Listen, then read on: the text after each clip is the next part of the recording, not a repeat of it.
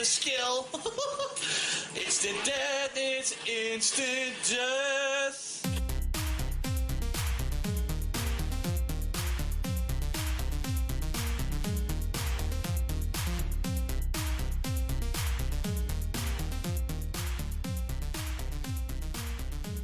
Stop this!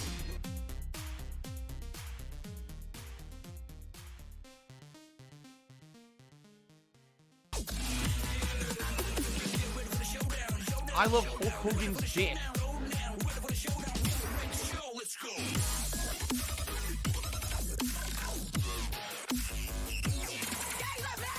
If I could get down on my hands and knees and say thank you and still be on camera, I would do it.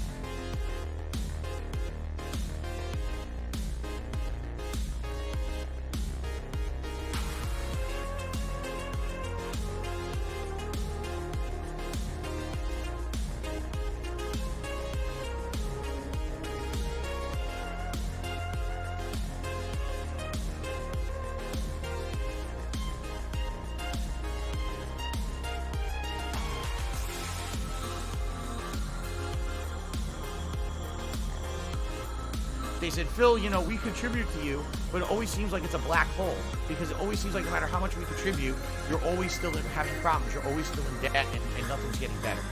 I agree with you.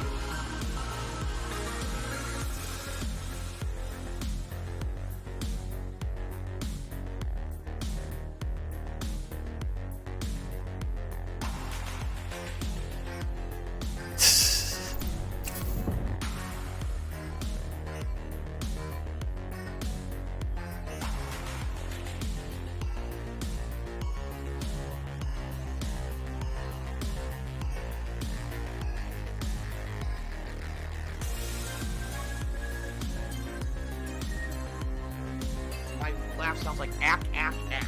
So when I laugh, I go, or does that sound like ack, ack, ack, ack, ack?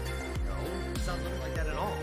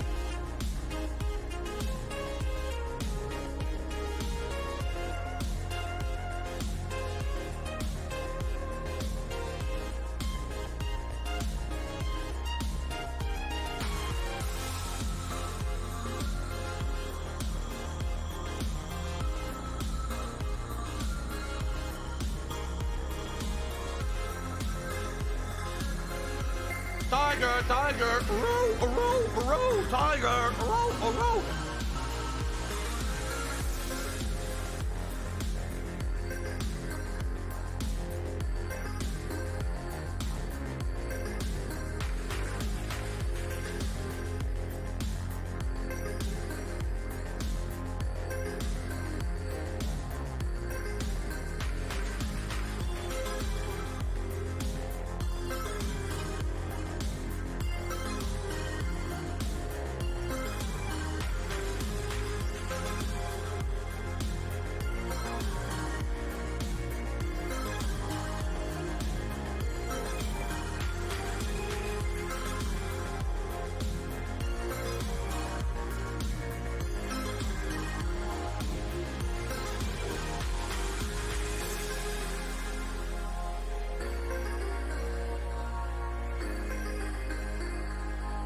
Like someone had too much chili at Wendy's.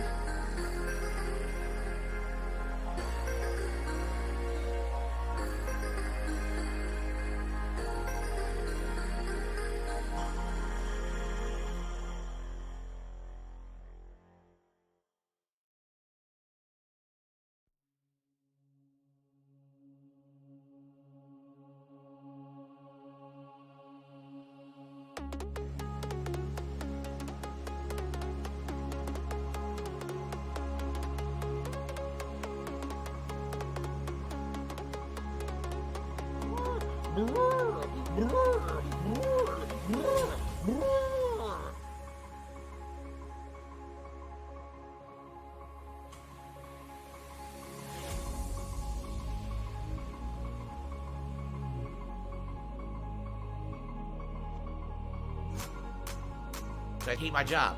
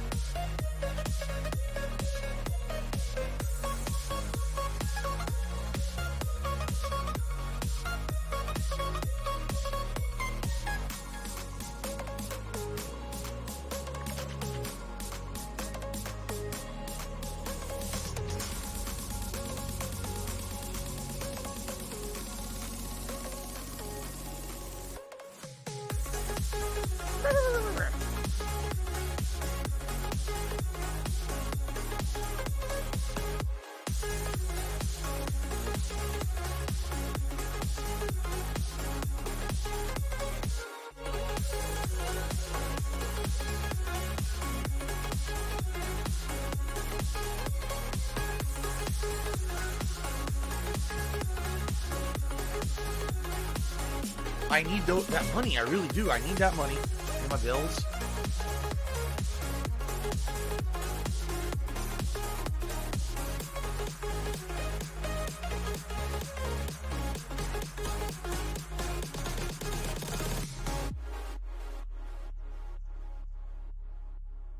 I live rent-free in their heads 24/7.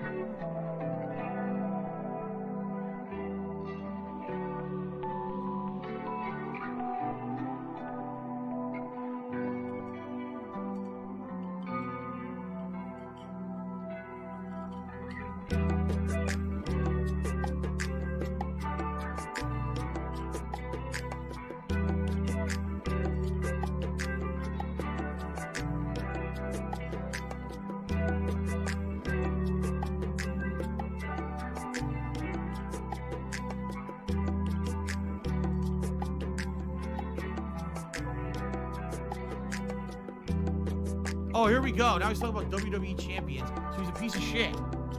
You piece of donkey shit. How about this? How about this?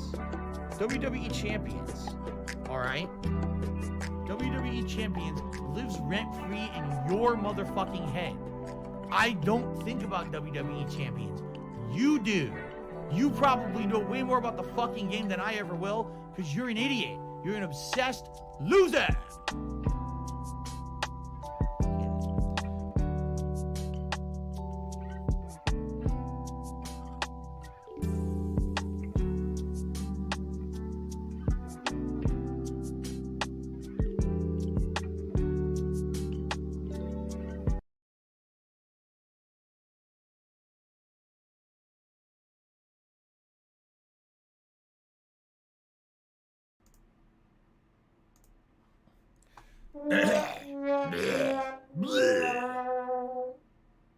The Ziggy Piggy is here. Good morning, everyone, and welcome to the Pre-Stream Podcast. I am Phil. I am. And I am here live with you today, this lovely Saturday morning. Today is actually December 18th, 2021. I'm feeling nice and festive. I'm wearing a nice festive Bob Ross Christmas shirt, which I kept to put before my balls for you to see on the stream. How you guys doing today? Welcome. It is only 1 week till Christmas, my friends. It is only 1 week until Christmas. Are you a functional retard? I have to ask. It's funny because the stream's only been on for 18 minutes, and I'm already starting the podcast. Usually I let it run longer than this, by at least like 10 minutes. And people are freaking out. They're like, what's going on? Why is Phil starting this so early? Because I actually am in a good mood. Like, I don't know, like, today, I woke up, I was feeling really festive about the next week coming up. I got 4 more streaming days this week. Then I got a day off on Wednesday to prepare for my Christmas holiday. And then I'm actually here for the Christmas marathon on Thursday, which I'm getting very excited for. The more I think about it, the more I think it's actually going to be a really good marathon.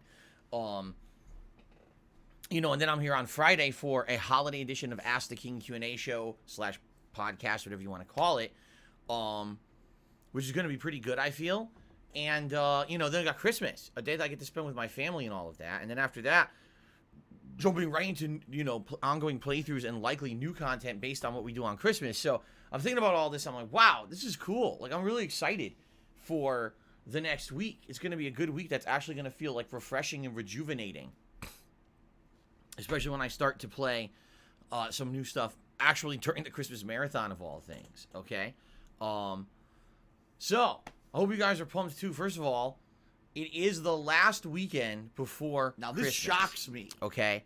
And that means that it's very, very busy. The hustle and bustle is at maximum.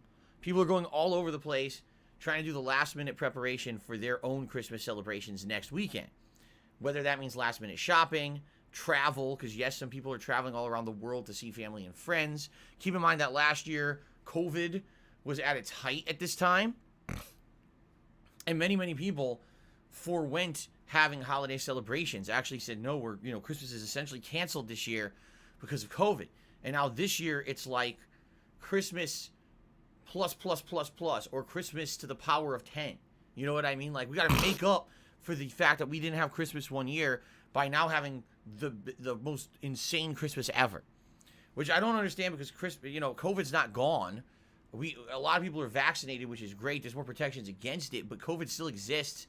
Yet people are out there acting like it's not. I don't know, but I'm not going to get into politics, and it's hilarious because people say that COVID is politics when it's not too. But you know my point I'm making here is right now is crazy, right? And I'm excited to be here with you the next 4 days of streaming and have some fun gaming. We're going to finish up some game playthroughs that I'm doing. In fact, probably 2 games are going to conclude in the next couple of days, which is then going to pave the way for me to have some extra time to play other games and try to get as far in them as I can to make way for the new content that will be coming in the next few weeks as we head into January, okay? So I'm very excited about that. I hope that you guys are too. Now, before we even get into any of that, a couple quick things. Number one, thank you for being here on the pre-stream podcast. If you're here live, a lot of people are not actually. I've seen that it's actually a slow build today. I started early, and I think what it is, people get into a routine. Oh, Phil starts at around 11:15 a.m. No, actually, I started like 5 minutes ago at like 11, and now people aren't even here yet. But I see the viewer counts going up, and I think people are shocked. Like, oh crap, Phil started early. You gotta be on your toes around here, all right? You can't just be like coming in all half-assed, hanging down your knees.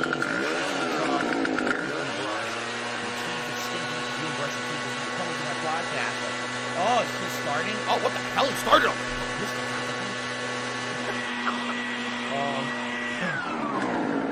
You gotta be on your toes, your wits' end around here. All right, so number one, welcome to those of you who are here live. Thanks for being here. Enjoy a chill podcast today. I actually have two interesting things I want to talk about. One that's more reminiscing, and one that's a current event story. But also to those of you watching on demand, I know people have increasingly told me that they're actually starting to enjoy the pre-stream podcast as an on-demand deal. What they like to do is play it in the background when they're doing other stuff, which actually is a great thing to do with podcasts. Do you really want to stare at this ugly mug for the hour that I gab to you every morning? No, no one wants to look at this face. I don't want to look at this face. But you play it in the background. And then you hear some entertaining stuff every day, every morning. That's a good way to do it. Reminder, though, a great way to help this channel would be to like the pre-stream podcast on demand on YouTube and to leave comments on the pre-stream podcast. Engagement is key when it comes to YouTube. And thank you to those who have been doing that. I feel the more I mention this and the more I get it ingrained in the heads of people who are regulars on my channel and content, that we can actually build the channel up again. It'll be a very slow process, but that's why some people are like, why is Phil still mentioning this? Because it's actually something that if you don't mention it all the time, you forget, because I didn't do this for the longest time. I told you for like almost 5 years, this channel was meant to be the archive. It was meant to be the backup if you couldn't be at my live Twitch stream, you would come to DSP Gaming and watch. I need later, that money. I really do. I need that money. Care about it. Pay my bills. I didn't say, hey, like the videos. I didn't say, hey, leave comments, because the comments were off. Right? It's very different now, because now I'm doing everything here, and if we can build this channel up to prominence, perhaps some people will discover the stuff who never did before. Right? And that's what it's all about, natural growth. And you know what I'm trying to do, I've been talking to you guys about this the last month. It would be really great if we could hit 200,000 subscribers on DSP Gaming by my birthday, which is the first week of April. So that gives us some time. It basically gives us about a little under 4 months. And the rate that I'm seeing us grow, roughly, is about 750 to maybe 1,000 new subscribers a month, which is great growth, quite frankly. Considering the fact that, again, this channel was very, very stagnant for a very long time, it's cool to see that the channel is kind of rebooted and restarted, and that people are coming and subscribing and engaging the content again. So that's excellent. A few quick things before we get to the schedule, and then we get to the two big topics I want to talk about this morning. First of all, last night, someone on the stream made a comment and said, Phil, whatever happened to your Let's Get Lit hat? Didn't you used to have a hat, you know, a few years ago that you used to wear during Christmas time, in particular during the Christmas Marathon event, that now what happened to it? Because you know, now you're wearing hats during the streams when you hit a Tips goal. Well, where is it? Now would be the perfect festive time to have the hat. So I was like, you know, I don't even know where it is. And I look into my closet and I found it was on the floor. I was like, no wonder I couldn't find it. It was sitting here on the floor in the back of stuff. So I put it on yesterday, and it was funny because people liked it, but I was like, you know, something's weird about this hat, because this hat lights up and it actually runs on watch batteries.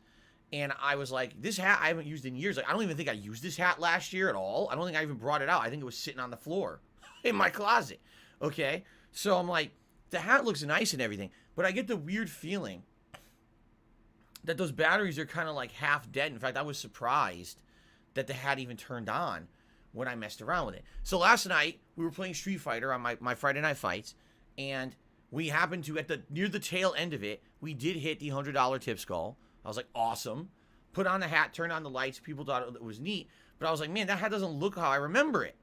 So last night I went offline. I went downstairs and I looked at my drawers. I was like, oh shit, I actually have these watch batteries. Let me replace the batteries and see what happens. Prepare your butts. Seriously. Ladies and gentlemen, prepare your butts for this. You may want, if you have sunglasses, you may want to put them on. If you have like a thing that can darken your screen if you're watching the video portion of this podcast, prepare yourselves for this, okay? You think I'm building this up and I'm over-exaggerating. Wait till you see this. Are you ready for this? Okay.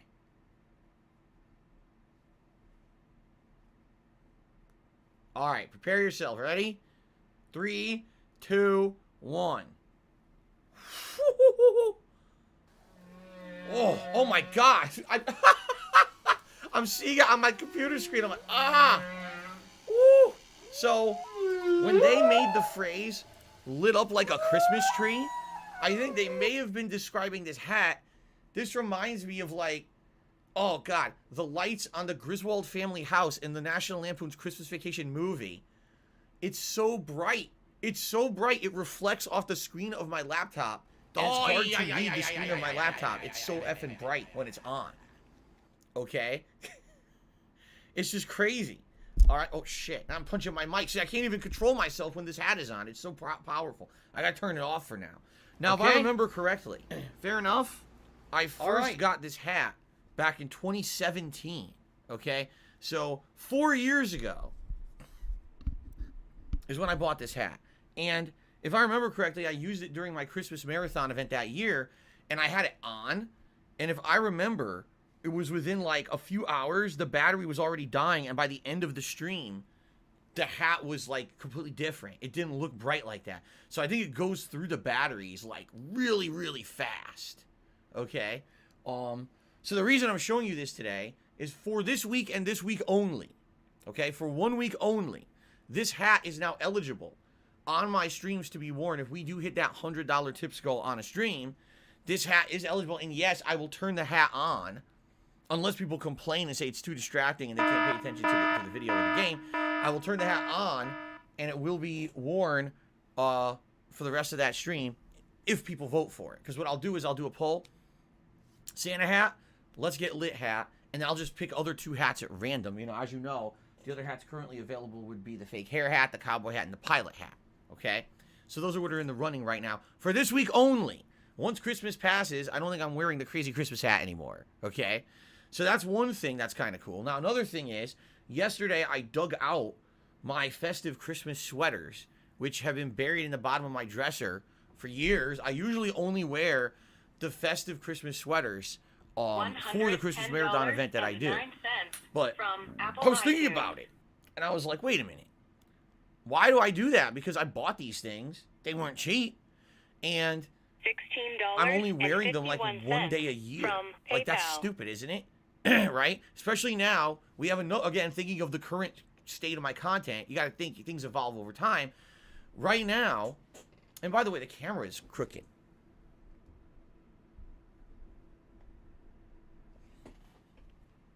That's way better. What happened was I think I hit the camera with my foot. I think I hit the tripod with my foot and it was crooked. Okay. What happened was this year I changed my content up, right? I made it so that now I have multi-tiered reward goals. So tier 1 is the gunner glasses. Tier 2 is a hat. Tier 3 is a vest. But let's be very honest here. The vests this year very much slowed down and really haven't become much of a gimmick on my stream anymore. I don't think we have anyone who is really contributing to my content and saying, oh, I want to see a vest. It's been pretty slow. slow. I'm saying? Like, it's nice when you get it, but it's not an intended thing. There's no vest streak or anything like that, okay? It's more like, oh, I'm watching Phil's content, I want to support him. Oh, it's nice if we get a hat or a vest or something added. But it's not anything that anyone's going crazy for anymore. So, I said for this week only this coming week, okay? So that'll be 4 streaming days, and then the Christmas Marathon event, and then the Christmas Eve version of Ask the King. Only during those streams, if we hit the full tips goal of $150 on any given stream, you guys will vote on the Christmas sweaters. What Christmas sweater you want to see me wear. And we got 3. We've got the Santa Merry as Fuck sweater. Silly. We've got a fire-breathing dragon sweater. And we've got a Christmas tree being decorated by a trio of cats sweater. Yes, they're all ugly. They're meant to be ugly Christmas sweaters. That's the point. Okay? So, all that festive stuff is in place for the next streaming week. Hope you guys will consider contributing just in regards to supporting the content. Not I'm a pussy. You want to see the Christmas stuff, but hey, it's kind of like the icing on the cake to have festive Christmas stuff on the streams, right? Look out, there's a black woman coming. Ah! She's Now, some bolt out. let's Boom! quickly go through the schedule The black so you guys know what to expect for the next few days. And then I want to get to the 2 things I want to talk about particularly on today's podcast. Actually, why I started early today, because I know I wanted to do a segment about podcast. Okay? All right, so today's main gameplay stream here is the Halo Infinite campaign continuing on. We are in the Spire. Stop this! Which is one of the major story missions of the game. We're nearing the end of the Spire. So we're probably going to beat that pretty quickly. And then we're going to head into the final open world area of the game. If you've been following the content and you're following the playthrough, you'll know this game has a lot of stuff to do in these open areas. I need that money. I really do. I need that money. A rare VIP enemy boss to kill. Finding the collectibles hidden throughout the areas, destroying propaganda towers, and the more that you do the side content, the more you unlock in the game. I'm trying to unlock the Wasp. Apparently, people are saying once you've unlocked the Wasp, by the way, good morning, once you've unlocked the Wasp, the game's basically easy. Because the Wasp is a very maneuverable aerial vehicle, and massively you can basically fly through the entire map of the ground, like all the shit you want to do, without having to worry about traversing, flying and stuff like that. So I'm working towards that. We're almost there. I mean, I think I can put that one. So my goal today is to Spire, go to the final world area, do some cool content, unlock the Wasp, maybe do some exploration. I I doubt I'm beating the game today because we still have the entirety of the open final area to do. Am I scared of the virus? No. The final I'm area not scared of the virus at all. I'm scared of the I don't think we're repercussions doing that. of the virus. Yeah, how are we beating the Spire plus Having a doing all fucking that global reality? scare for a Which is year and no weird, one could buy of course. anything at a fucking store because of it. That's what I'm worried Because here we about. go again, folks. People said that the campaign of Halo Infinite was only 15 hours long. I say only. For a first-person shooter, that's incredibly long, by the way. I'm 12 hours in. In fact, just to confirm, yeah, I'm 12 videos, so it's 12 hours in to the campaign of Halo Infinite. So it's not like, you know, we're now a good chunk in. We got a ways to go. By all regards, I should be at the end of the game, but I don't seem to be. Now, here's the deal. $16.51. I'm an interactive streamer. As you guys know, the from content I make PayPal. is very different from someone who just sits there playing the game and focusing on it or whatever, or a reviewer who's just reviewing the game offline and then puts out a review and says, oh, I beat it in 15 hours. My playthroughs likely are incredibly different from when you play the game, right? We got constant conversation. I'm shouting out your contributions, updating leaderboards, etc. Oh, by the way, I'm dying and failing, which I did a lot in this playthrough, if you take a look. Especially some of these VIP targets hit my ass. So, that's why it's probably taking me longer. So while some people are saying the game's 15 hours long, I'm going to estimate we're probably going to need today and then probably one more stream to beat Halo Infinite. That's my guess, okay? I could be wrong, but that's what I'm guessing. So with that being said, I'm excited for today's stream. I want to see what happens in the finale of the Spire stage, head to the new open world area, and just relax and chill with you guys and play the game for what it is. Yes, they said that you're a gay boy. And going from there. And that we're going to Guys, make I'm gonna love say to this each right other now. tonight. Shut up in the stream chat with fucking politics and COVID vaccination stuff. It's nothing to do with what I'm talking about on the stream. You're derailing the stream. You got people here who want to chill with me. They're talking about Halo, and you got people arguing about COVID vaccination. Stop this! Shut the fuck up. All right? Not the time for that. Stop derailing my content. I don't want or any I'm just drama gonna in the time stream y'all chat. out. I'm trying to have a fucking fun So if stream you're going to with be you an guys. asshole, And you're I going to don't be wanna treated hear like an people asshole. argue You're going to about be shown the politics. door. Just shut up. Okay? Definitely Suck not the shit. place We for don't it. want to hear You talk ever again. Just shut your face. In fact, if you would actually zip your lips permanently and put a zipper on your lips and go zip. So that's today's And never main talk gameplay again. You'd stream. be better okay? off. Your content Later would actually tonight. be better off if you would just shut the hell late up. stream. Is the King of Fighters 15 beta. This is actually the second beta. Okay. The second, by the way, Criticism someone's is a arguing great with me, so thing. now you can get timed out. And if whenever you say people anything write again, off you're out. You're a criticism, fucking idiot. immediately, Seriously. it's stupid. Yeah, It argue doesn't with make any the sense to fucking me. person You know? controlling the stream. You're a genius. Okay. Tonight is the King of Fighters 15 beta, Wave 2. And what that means is, it's the beta that we played about a month ago with new characters. Okay, this time I think it has Terry Bogard from the Fatal Fury series. It's got a few characters that You're are not returning welcome from on my previous streams, King of period. Fighters games, and then I think there's a new character or two in there too. Okay, so there you go. And I'm excited to see how that turns out tonight. Now that is on the PlayStation, so immediately some people might be like, "Oh, Phil's not using his new joystick." No, you can't use the new joystick on a PlayStation. This new joystick is Xbox only, and I believe that this beta is only on PlayStation. So we're using the Hori Real Arcade Pro 4, the stick that I've been using for like 6+ years, and we'll see how it goes tonight. Last time around, when I played the King of Fighters 15 beta, I had a ton of fun. I did. Now, what I want to say thus is, people constantly are asking me if I would play other fighting games other than Street Fighter, right? Every Friday night, I play old school Street Fighter, and some people absolutely love it, and they come by and they support the stream every week. And then there's some people who come by, and all they want to do is complain. Phil, why are you still playing old school Street Fighter? Phil, there's so many other fighting games out there you could be playing. Phil, this game's dead. Phil, play something else. Phil! Phil! Okay? So, I'm giving King of Fighters a shot for two major reasons. Number one, it's the latest hot fighting game that everyone's talking about. It's actually going to be coming out in February. So it's the next one. And number two, I actually have history with King of Fighters. Blah blah blah blah blah blah blah blah blah blah blah blah blah I grew up playing this in arcades. I learned Street Fighter, Mortal Kombat, Killer Instinct. King of Fighters was a franchise I actually played in physical arcades back in the day, and I really liked it until American Arcades basically stopped carrying the games around the year 1998, 1999. For some odd reason, they just stopped getting the latest installments, and they couldn't play them in American Arcades anymore. I couldn't find it anywhere. So later on, I started playing them on PC emulated, because you couldn't even get them on console. You had to import them. You had to import console to play them and shit. Very complicated. And so I really like the King of Fighters series, but I basically fell off from playing it as it care. became more and more scarce and unavailable to play in the States, okay? So I played the beta of King of Fighters 15 per your request. Like, people were coming out saying, will you play the beta? Please play the beta. I liked it. I did really well. I was kicking ass the last beta, surprisingly, because I haven't played this franchise in so long regularly, and I'm like, man, I'm actually kicking butt. But then, sadly, people didn't really support the stream. The stream was incredibly slow for any kind of support. And after the fact, I kind of expressed my disappointment to the viewing audience. It was like, this kind of sucks because you guys tell me all the time, please play other fighting games. So I went out of my way to play this one, and no one supported it. And then all of a sudden, within like 3 days, people were coming to the streams like, so sorry, we watched on demand, we weren't able to come to the stream. Here you go, and they would you know, contribute. And I was like, oh, that makes me feel a little better about it. It does, because it's like, okay, people did want to see it. It's just that the timing of the beta is kind of weird. It's true, the betas are short for this thing. They're only like 2 days. They start like midday Friday, and they end on like Monday morning. So you only have like 2.5 days to try to make arrangements to play this beta. And, listen, we'll see what happens tonight. Definitely tonight will be interesting. Like, Terry Bogard, I've played with since Fatal Fury.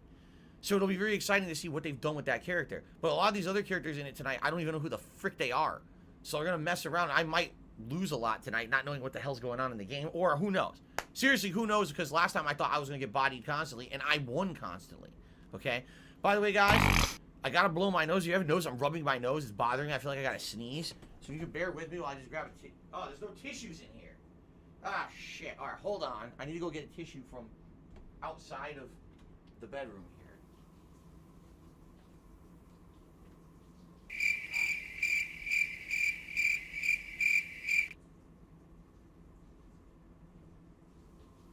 Here we go. Tissues. Tissues are important, especially when you have sinus problems like me. You always need to have tissues on call. Here we go. Yuck. Oh.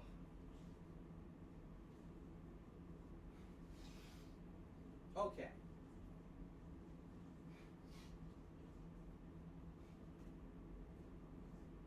That's better.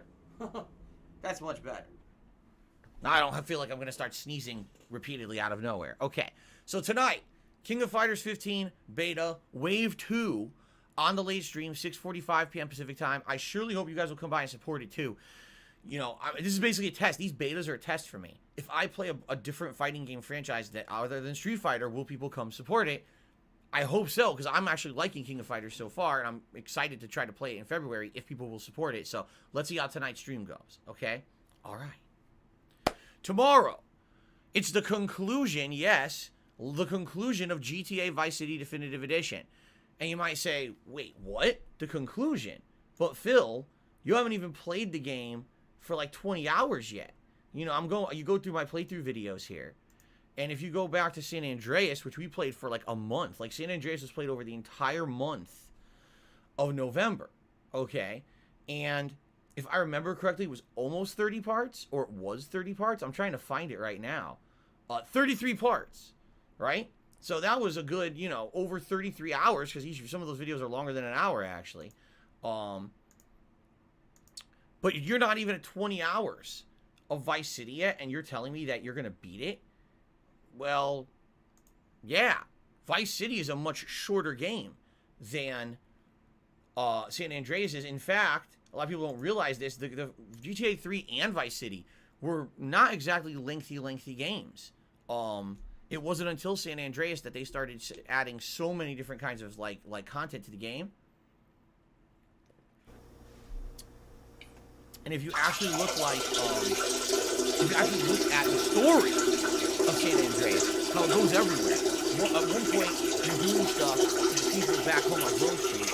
Next thing you know, you're in a different part of the map doing random missions that don't really make any sense. You're in a country, all of a sudden you're burning fields of pot, but then you're up here taking over a mansion from a rapper, but then later in the game, you're trying to take the mansion back because you realize the person you were helping earlier in the game was an asshole. It's kind of a very odd plot and pacing in San Andreas, but it basically is a very long game. You don't realize how long the game is because of the way it's laid out. Vice City is kind of the opposite. When most people think of Vice City, they remember it being longer than it actually is. But that's because there's, in the middle of the game, there's a grind segment where you have to buy businesses and do all this mini-game side content. And it extends the length of everyone's playthrough to the point where you forget that really the main plot of Vice City isn't very lengthy, okay? So what do we have left in Vice City? Love Fist missions and the biker missions that come after those. Wow, what a moron. Maybe you shouldn't have just stood still. Oh, Paid attention, if I dumbass. want to do the vigilante missions, which I haven't even dabbled in yet, but maybe I could give it a try and see how it works. I don't actually remember, excuse me, if there's any final assassination missions. We already did the one at the airport, and I can't remember if that's the last one or if there's another one after that that comes randomly on the phone. We'll have to see. And then the finale of the story, which is a few missions. There's like 2-3 missions left to end the game. So obviously I want to do all of that content and see how it works. So let's see what happens tomorrow. During the game stream, and likely it's the end of the game. Like I really don't foresee all that taking me longer than 3 hours, especially because, like I said, the vigilante missions are optional. So I don't think it's gonna take. I think we're gonna end Vice City tomorrow, which is fine. We've been playing it since early December, right? We finished San Andreas late November, early December. Now here we are, almost 3 weeks into December. Time to end the playthrough and move on to the final one, GTA 3. Right? Awesome. Okay, and then tomorrow night, the late stream will be Halo Infinite multiplayer, which I'm actually very excited to play because, as I told you guys last week, I was very disappointed I didn't get to play it enough. I only played it once last week, and I told you, if I play multiplayer in a game once a week, especially a current competitive game like this that people are playing nonstop, it's not enough to hang. It's just not. And they just tweaked the lobbies this week. They tweaked them so that now you actually can play the game mode you want to play. Restreaming you. Okay, which is excellent. I want to play Slayer. Give me Slayer. I want to play Oddball. Cool. Let's play Oddball. I think they added It's Fiesta Kevin's mode fault. as an actual playlist now that you can play nonstop. Fiesta mode, for those who don't remember, a few weeks ago I was playing this. Random loadouts. You should start with randomized weapons, which is neat. It's actually cool because it's random stuff. You get to learn the other weapons that normally you wouldn't be able to grab or whatever on the map. So I'm excited. I'm excited for that tomorrow night. Now, Monday and Tuesday are up in the air, and here's why I say that. If by some random luck I beat Halo Infinite's campaign today, then Monday I'm going to be doing a major stream of Lost Judgment. Oh, that's cool. Okay? If we don't beat the Halo Infinite campaign today, we need one more stream, as I suspect we will, then Monday's main gameplay stream will be the Halo Infinite campaign conclusion, and then the late stream on Monday will be Lost Judgment. Okay? Now, if that is the case, okay, then Tuesday, I'm going to be doing Lost Judgment as the main gameplay stream, and Tuesday night will be more Halo Infinite multiplayer. But if the main gameplay stream on Monday was Lost Judgment, then the main gameplay stream on Tuesday will be the premiere of Grand Theft Auto 3, and the late stream on Tuesday will probably be Halo Infinite.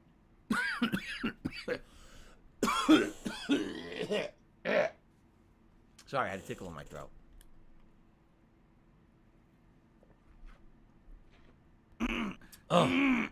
Excuse me. So, I wish I could promise you, oh, I'm doing this and this on Monday, Tuesday. I don't know yet. It all depends on how this gameplay stream goes.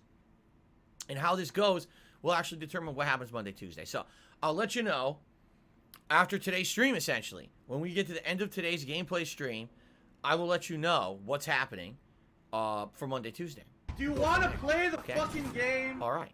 Outside of that, before we get to the topics and stories I want to talk about today, the only other thing is reminder, right now is your opportunity to vote on the games you want to see me play during the Christmas Marathon event that likely will translate into future playthroughs for the month of January. And just to give you some perspective, the games you guys are currently voting on are as follows.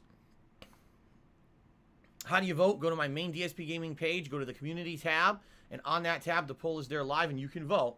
So, here are the options. Portal 2, Death by Daylight, The Elder Scrolls V Skyrim, Shantae the Half Genie Hero, and Resident Evil 4. Currently, there's 1,000...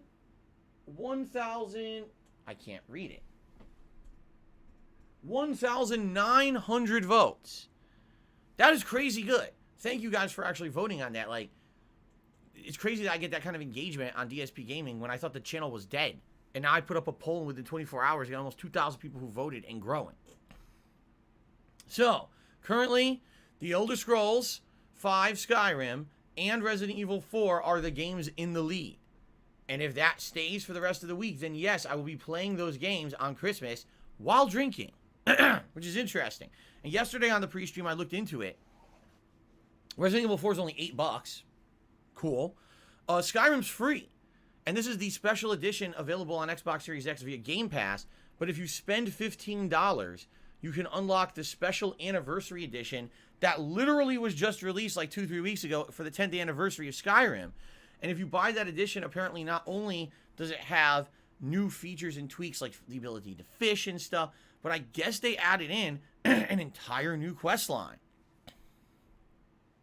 I wouldn't know. I would not know because I wasn't following the news. I had no idea that you guys wanted to see me play Skyrim again like this. I didn't. It baffles me because I was telling you guys all along. People have been asking me like for the past 1 or 2 years, Phil, are you going to play Skyrim again? We'd love to see you play Skyrim. It's the 10th anniversary of Skyrim now. You never played it. After the first run in 2011, you literally never played the game ever again. Why is that? And the answer is because I did a completionist run in 2011. That was one of the few games at that time I absolutely positively took my time with it. I didn't rush through it. I wasn't in a hurry to finish it and get the playthrough up on YouTube. Instead, I was playing it at my own pace every single day, doing every piece of side content. And I really enjoyed it. It actually took me over a month to complete the game, which never happened back then. Back then, I would beat a game within a week. No matter what game it was, I'd beat it within a week. This was a rare case where I took my time with the game and took like a month to beat it. Okay? So that being said, I told everyone, listen, I will replay Skyrim, but I will replay it when we get more concrete information about the Elder Scrolls 6. Like, for example, if next year Bethesda comes out and says, Elder Scrolls 6 coming in 2024, and here's the timeline of what to expect, and here's information about the game, then likely what I would do is building up to the release of Elder Scrolls 6, I would do a full-length completionist style run playthrough, much like I just did over the course of this last summer with Fallout New Vegas. I would do the same thing with Skyrim. Okay? Everyone seemed to be okay with that. I didn't really see anyone who had issue with that or argued with me about that. But now all of a sudden, here we are. It's time for Christmas. What games do you guys want to see for the Christmas Marathon? Skyrim is nominated as one of the games. I'm like, wow. And now you guys are voting for Skyrim. So if anything, what this is telling me is that you guys wanted to see Skyrim all along, and basically I was giving you justification of a reason not to play it, but you don't care. You want to see it, okay? Now here's the deal. There's no way that I can play Skyrim in its entirety in the next month. It's too long of a game. It has insane amounts of side content, insane amounts of exploration to do, side dungeons that are completely optional, dragon hunts, guilds banned. And on top of all of that, this version apparently has new stuff in it. I don't even know what it is. Apparently it runs at full 60 frames on the Xbox Series X, has tons of great graphical updates and things since the original 10 years ago. So I'm excited for this, obviously. I am. I'm excited for this. But I need you guys to understand, if we start playing this game on Christmas, which it seems like it's going to be voted in unless the entire voting flips this week. Oh, this is a game that I'm going to play at my own pace. Likely it's going to be played at the pace of, say, Fallout New Vegas. That money. I really do. I need that money. We all know that there is giant amount of new game releases coming in February, right? We've got I don't have money to do it. I don't have money to do it. I don't have money to do it. I don't have money to do it. I don't have money to do it. I don't have money to do it. I don't have money to do it. King of Fighters 15, and we've got Elden Ring, all within February, and that's just what's coming to mind. There's more than that, but that's just what's popping into my mind right now. Okay. So that being said, what I will do, we'll start with Skyrim on Christmas, which will be hilarious to see me start the playthrough again when I'm drinking, okay? And then, you know, as I told you guys, what we're going to be doing is starting up with GTA 3. That'll be one of my main game playthroughs, and I'll probably balance that with Skyrim. And with the other game from the Christmas Marathon that you guys are currently having the lead, Resident Evil 4. All right, I'll probably do full playthroughs of both Skyrim and Resident Evil 4. So it'll be a balance between those and GTA 3. Now, GTA 3 is short. It's actually shorter than Vice City. And from what people told me, GTA 3 was made very easy in this Definitive Edition trilogy. So it'll be a good way to send off the original GTA trilogy of games, but I don't foresee it being a playthrough that's going to be, 3 weeks long. It's probably maybe 2 weeks tops. But so this will be interesting to balance all these games. I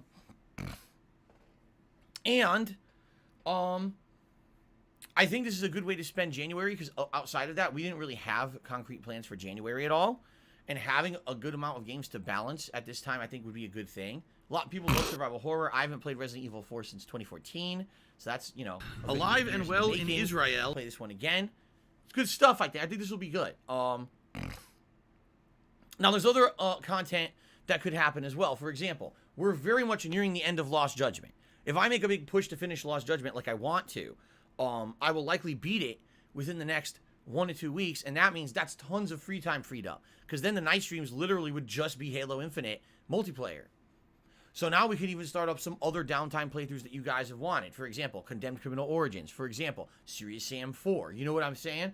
So this could be really good. This could be a good balance of fun variety of stuff for January that I wasn't even thinking of. I appreciate And now that. we can do it. And in addition to all of that stuff, I got to do my year-end series. Fun.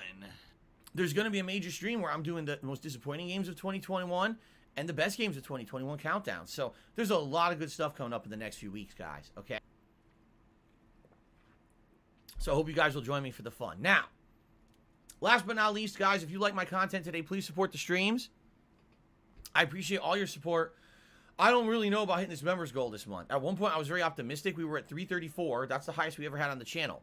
Then all of a sudden, the momentum was completely stopped, and we went down a bunch because people didn't renew their memberships. And now we're at like the teens, 300 in teens, and we can't seem to break it again.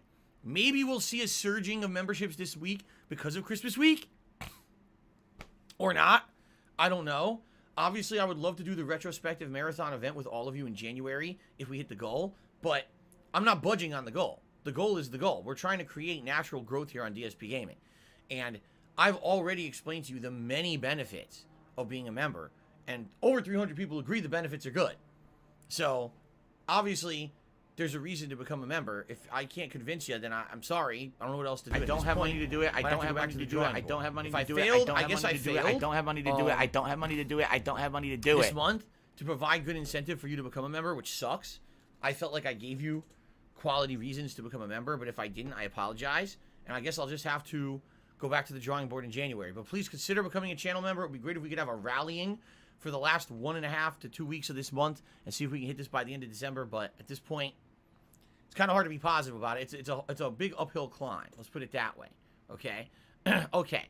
Last but not least, if you contribute today, I'll give you a shout out. As you guys know, everything helps the channel, whether it's a membership, a super chat, a super sticker, or a tip. But because tips help the channel a little more, being that less than a cut is taken out of a tip that I get more of a tip than any other contribution, and I get tips right away to help me pay bills.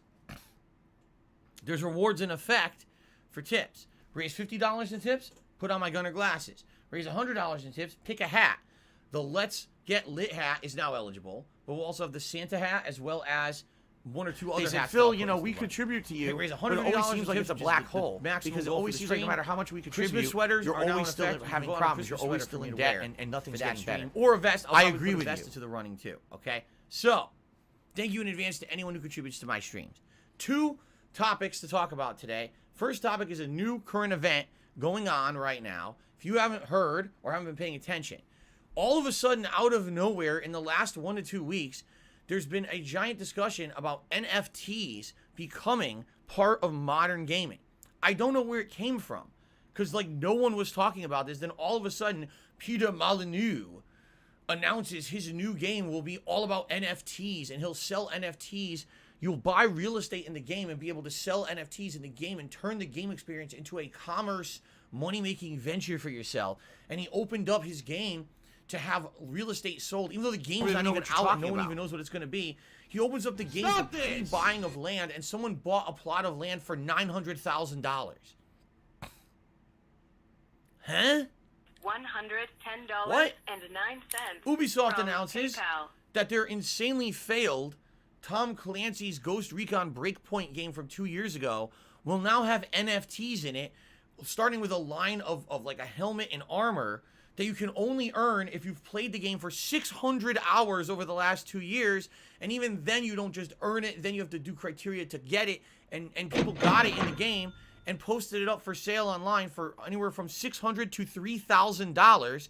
But the highest available bid I for need it is 20. that money. I really do. I need that money to pay my bills.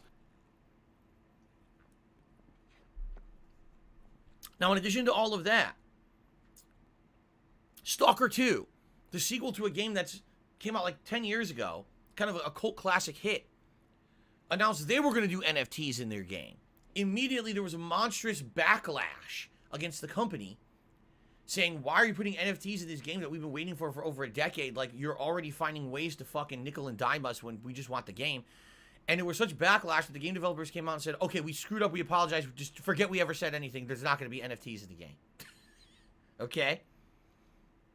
So, what is an NFT? In a nutshell, it is basically you own digital rights to something on the internet that you only own the rights to, period. No one else can use it. For example, let's say you're playing Mario Kart and you buy an NFT for a special cart. You're the only person on the internet who has the legal right to use that cart in the game, period. No one else can ever use that cart. It's just yours. Do you see? This is why people think that NFTs in the future will be very valuable, because if you own something unique in a game, you're the only person who can use it. It has intrinsic value. Now, currently, NFTs seem to only be planned to be like cosmetics. The cosmetics right now in Ghost Recon Breakpoint, it's just like a helmet. It doesn't do anything. It just looks different. Okay? But there's a lot of speculation that NFTs could completely change the way that video games work in the future if everything becomes a nickel and diming transaction. You buy Dark Souls, and you can play the base Dark Souls, but if you spend money on an NFT, you can get a godlike sword, and now you're going through the game with a unique playthrough experience because you're the only person who has that unique sword and its abilities. You see? Interesting.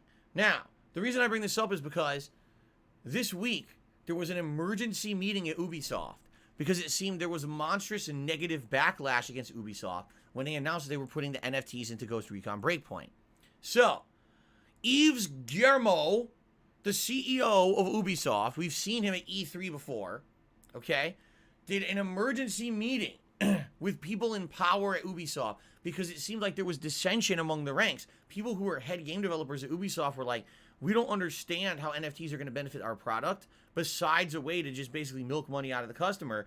And we don't want to waste time and resources developing and supporting NFTs if it doesn't actually add to the game experience we're trying to develop and create. We want something that's going to have benefit, and it just seems like you're just trying to make more money. Now, Yves Guillemot, the CEO of Ubisoft, holds an emergency press conference. And it's hilarious because people are saying he didn't even do this 2 years ago when the sexual abuse scandal broke in Ubisoft. He didn't hold an emergency conference event like this. He didn't think that was important enough. But this, NFTs, is very important because it could make money for Ubisoft, so they definitely have to have an emergency meeting about this. So they have this emergency meeting, and basically, he basically says the following, in a nutshell. I'm just going to summarize it, paraphrase. NFTs today are exactly the same as loot boxes years ago. Back in the day, 4 or 5 years ago, when everyone was starting to use the loot box system of making money in games, everyone had issue with it. Everyone complained about it. Everyone said this is terrible for the industry. But now look at the industry. All the games are using them, and it's a giant profitable source of income for everyone, right? So think of NFTs as loot boxes, because now there's backlash, but it'll all go away. We're eventually going to adopt them in all our games. It's going to be great. I'm not kidding. I'm not making this up. This is what he said in the event. His employees were actually voicing to him their very vocal concerns about NFTs possibly ruining the games they were developing. And the CEO of the company said to them, oh, don't worry about it, it's just like loot boxes. He literally ignored them. He ignored their concerns and said, I don't care. It's a way for us to make money, so deal with it. That's literally what he said in this event. You know? Wow. Seriously. Wow. That's something else. And Golden Cold says no one ever accepted loot boxes. They just kept them and fucking us over with them. If you actually want good skins in the game, you have to play. You have to play, I think, or you have to pay. I mean, right. The thing is, did gamers and the gaming industry as a whole, did we collectively just say, okay, after complaining about loot boxes for 2 or 3 years, we now see the value in them, and now we accept them into the fold of gaming goodness, and now they're... No. We begrudgingly said, well, it looks like these companies are never going to get rid of them, despite the fact we've been incredibly vocal for years and said we don't want them, they're terrible, stop this crap. Right? They did it anyway. So we basically begrudgingly just said, all right, I guess they're going to be there. Be careful, don't be stupid and spend an insane amount of money on dumbass loot boxes, right? Like they want you to do, but there's nothing you can do about it. So now, essentially, Eves wants us to treat NFTs exactly the same way. Okay, that's not a good thing, Eves, Mr. Brilliant CEO of Ubisoft. You sound like a dunce. Do you not understand? Do you not, when your entire community is telling you something, you should listen. Your own employees are telling you this doesn't sound good. And then you do nothing. You dismiss their concerns to say, well, it makes us money. Anyway, guys, I guess we'll see what ends up happening in the future with these NFTs. I feel like we're just at the very tippity tip of the iceberg. Okay. All right.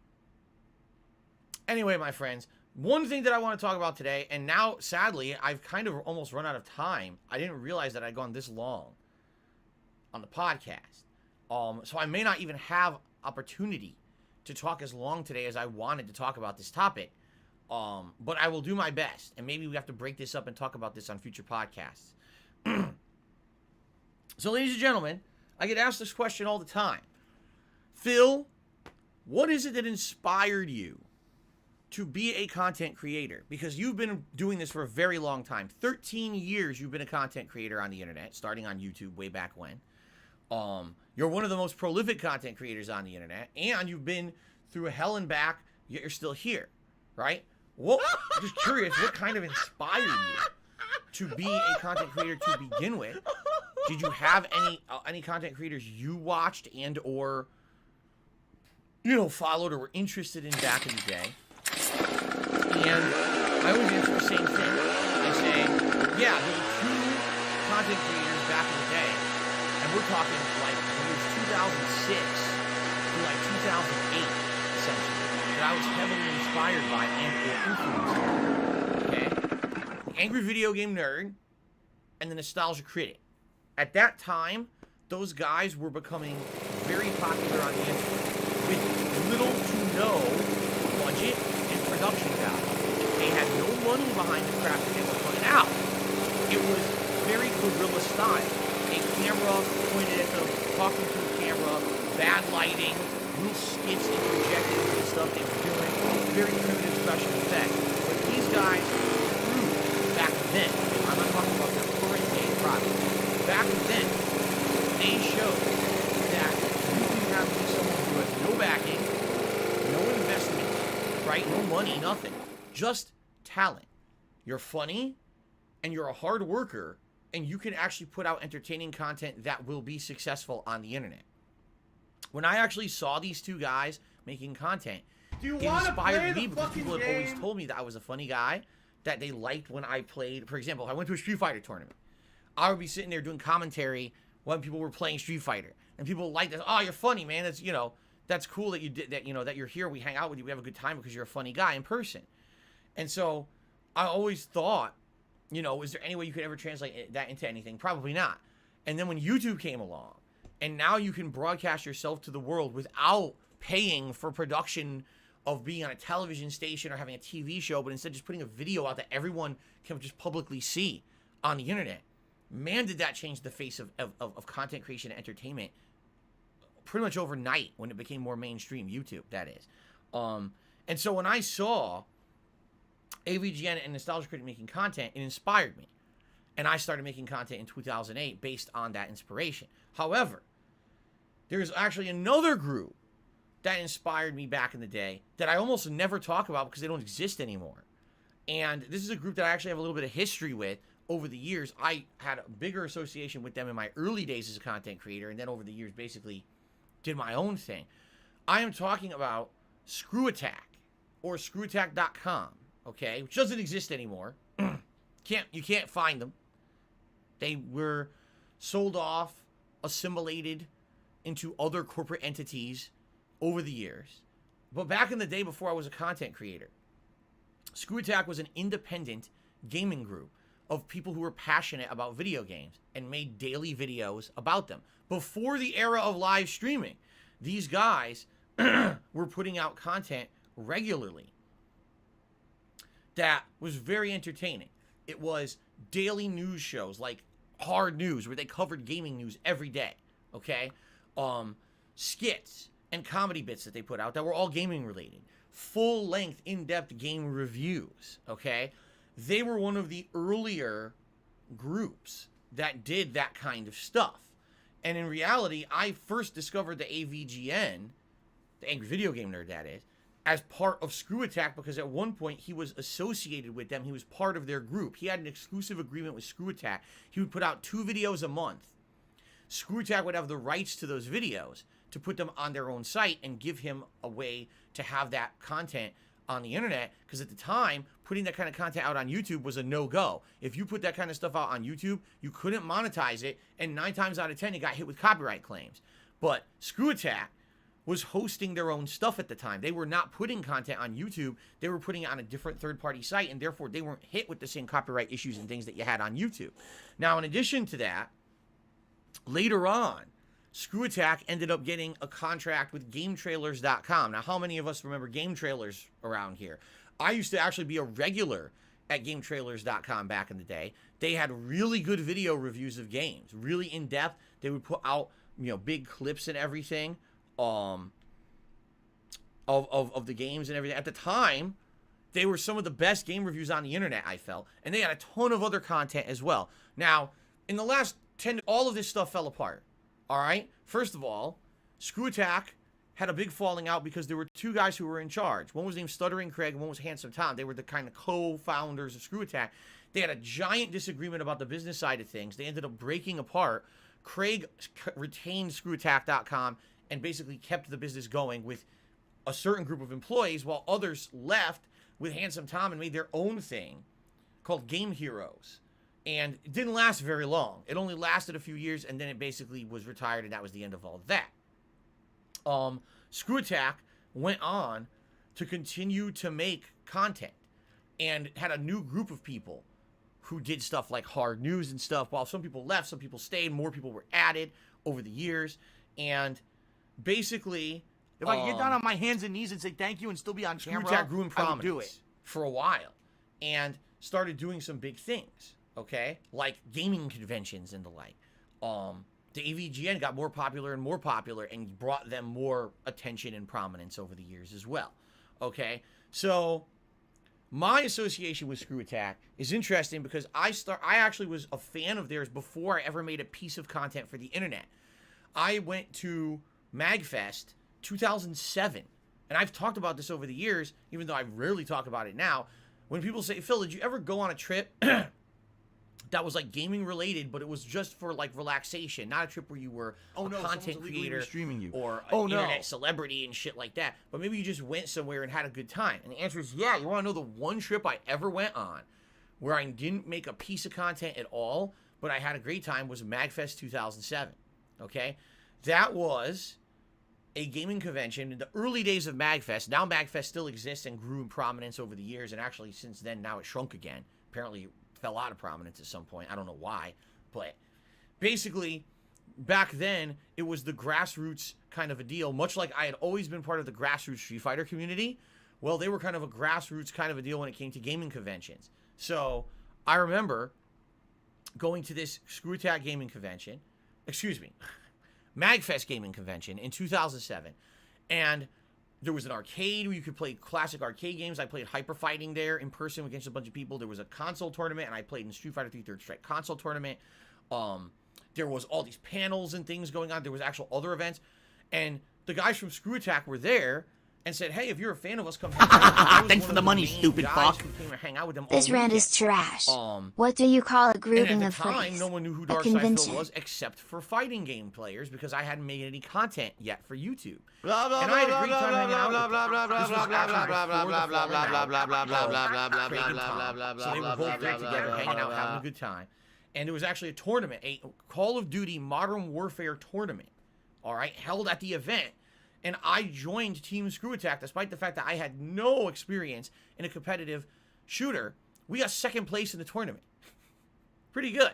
The only other people who beat us were an actual group of players who played competitively together. I don't They care. beat us. Outside of that, we were the only, we just came together and got second place. Okay. So, that was really fun, hanging out with those guys, meeting them in person. I was actually in some of the videos from MagFest 2007 that Screw Attack produced that year. I was in the content, even though no one knew who I was at the time. Okay?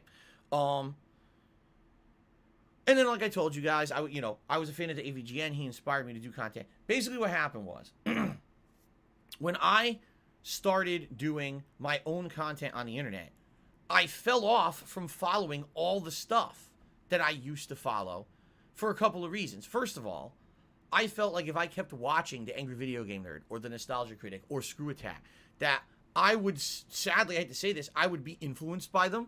And the last thing I wanted to do was, whether consciously or subconsciously, start biting ideas, start biting mannerisms and things from other content creators at the time.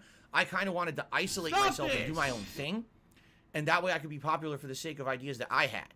Rather than, oh, well, I saw Screw Attack do this thing, so I kind of going to bite off of that and do a variation or copy it. Or, oh, the Angry Video Game Nerd says this in his videos all the time, so now I start saying it inadvertently. Because people even said back then, Phil, a lot of the things you say in your videos sound like the Angry Video Game Nerd. You're right. I was heavily influenced by him, so I was saying things in my videos that sounded like him. Okay? So, all that being said, okay, when I became a content creator in 2008, I basically shut myself off to all of it. I stopped following all of it. And literally, it was like dead stop. It wasn't like, oh, I still follow here. Dead stop. And I was a huge fan of the AVGN. I loved all of his videos. I had them all archived. I used to have a Zune, a Microsoft Zune, that I put all his videos on, and I would watch them constantly as entertainment. If I was traveling to a Street Fighter tournament or, whatever. I would watch them constantly. I thought they were funny or inspirational to me. Okay? And it's just dead stop. Didn't follow any of it anymore. The other reason, really, is because when I became a content creator and I decided that I was going to try to make it work and or, put real investment into it, I basically became so busy with my own stuff that I just didn't have time to follow other people's crap anymore. You know what I'm saying? Like, I was Are you a functional retard? 100%. I have to ask. Here was my schedule. Wake up, go to my office job. Come home from my office job, play games for 2-3 hours a night, upload, follow those videos, read the comments, interact with my audience, go to work the next day. That was my life. And then, when I lost my job in late 2010, it was work. Every day, play through every game as quickly as possible, upload the videos. And quite frankly, there was a lot of sacrifice. There was a lot of things that were lost at that time. I felt like friendships fell off, and a lot of negative things happened over the years when I basically became a workaholic. I didn't have a work-life balance. It was just work. My life was work. My life was putting out video content on YouTube. And to a lot of extent, I feel like a lot of the problems that happened to me over the years with personal relationships, for example, John Rambo and Howard. For me, when I hung out with those guys and made content, that was fun. That was actually my relaxing time because to me, that was me not having to sit around in my own room, talk to myself all day playing games. When I did a video game playthrough, If I could get down on my hands and knees and say thank you and still be on camera, that I would felt do like it. work. When I was hanging out with those guys and just shooting the shit and doing commentary with them when we either played games or just went on trips or whatever, that was fun to me. That was actually like my fun interaction with my friends. They didn't see it that way though. Over the years, what ended up happening was they saw like every time I wanted to hang out with them, all I wanted to do was put out content, work to make money, when in reality, it couldn't be further from the truth, but that's how they saw it, because I was a workaholic. Like, everything I did, I could make a video out of, right? So because of that, make a video, and it ended up turning off people, you know? Anyway, the point that I'm making about this is I got so busy with my own shit that I completely stopped following Screw Attack, Angry Video Game Nerd, all of that. The only other direct interactions I ever had with them over the years was that one year, and I can't even tell you what year it was, maybe 2012, maybe 2013, I attended a gaming convention in Philadelphia called Too Many Games, and I was one of the featured guests at this event along with the Angry Video Game Nerd. Now, this was at the height of my prominence. I was very popular on YouTube at the time, so there were lots of people who actually came to the convention to see me, which was shocking to me because I'm just a moron on the internet dicking around. Why would anyone want to travel to come meet me? But they did. They lined up. There was a panel that was very packed to the brim with people. I was very pleased with how it went. And the Angry Video Game Nerd definitely was the most prominent guy there, and he had a ginormous following, and I was kind of like the rinky-dink secondary guy. But I remember him being there, and I just kind of said hello casually to him, and we didn't even have a conversation. You know, he wasn't there nearly as much as me. I was there all weekend. He was only there like 2 days for a few hours. And that was it. That's like the only direct interaction I ever had with the Angry Video Game Nerd was we were at the same convention together as guests, and I said hello to him one day. We were actually our tables were right next to each other. Excuse me. The only other interaction I ever had with the guys at Screw Attack, this was many years later. So Craig and Tom had the falling out. Tom had branched off, did his own thing, and basically retired it. Within a few years, he was out of content creation. Craig kept going with Screw Attack, and Screw Attack got way more prominent. For example, they brought in talents like Pro Jared, who ended up being a very big talent on the internet, got his own following or whatever. In addition to that, Death Battle, a show that just was one of the things in their repertoire, ended up blowing up on the internet and becoming a very popular internet piece of content that everyone followed. A lot of people didn't even know what Screw Attack was, but they knew what Death Battle was. Okay? So the only other interaction that I had with the Screw Attack guys was many years later. Screw Attack Gaming Convention went down in 2013, and I traveled to Texas, and I was actually one of the featured guests at Screw Attack Gaming Convention, which didn't make much sense because I didn't have any association with Screw Attack anymore. It was funny because I remember when Craig, I had lots of behind-the-scenes interaction with Craig, a lot of discussions and stuff about being an original fan of Screw Attack. They were called G1s. If you were a fan of Screw Attack back in the day, you were a G1.